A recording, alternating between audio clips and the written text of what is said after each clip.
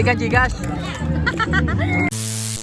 Ngayong araw, pumunta kami dito sa bagong bukas na food park dito sa bayan ng Makabebe. Kahit soft opening pa lang, marami ng taong nagpunta. Dahil ngayon lang nagkaroon ng ganitong klaseng food park dito, mga soy. At kung dati, ang mga tao dito ay dumadayo pa sa malalayong mga lugar para makapunta lang sa mga food park na gaya nito, ngayon ay meron na mismo dito sa bayan ng Makabebe. Kung taga dito ka lang, hindi mo na kailangan dumayo pa, mga soy. Plastic po ba? 100 lang po.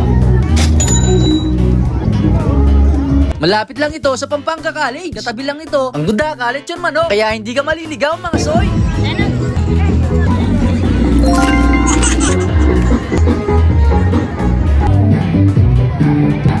Bukas ang food park na ito mula 5 p.m. to 11 p.m. Sir, paano na lang pumayos, sir? Bago po kami.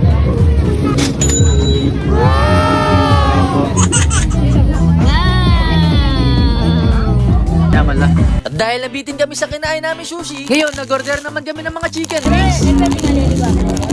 Wala. Ilu ka nung nakaritaw. Wala close ka na.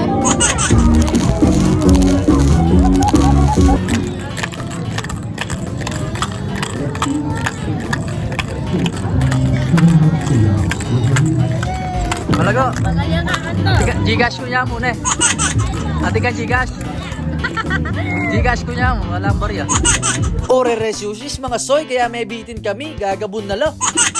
Yun naman, bumili naman kami ng malilit na donut.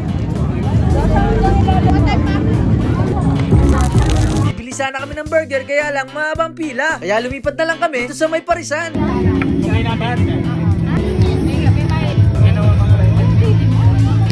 At dito, nag-order tayo ng pares na may mata ng baka. Pang eyeball na may bang.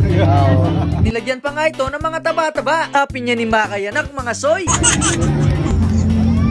Baka masipol. Apo, siguro. Wala kang sana. Apo. At eto na nga ang pares na may mata ng baka. Kanya mananine, mga soy.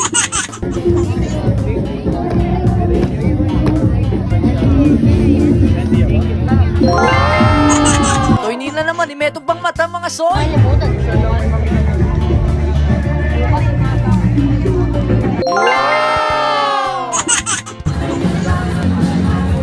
Pagkatapos nga namin kumain, bago pa kami maubutan ng ulan, umuwi na kami, mga soy.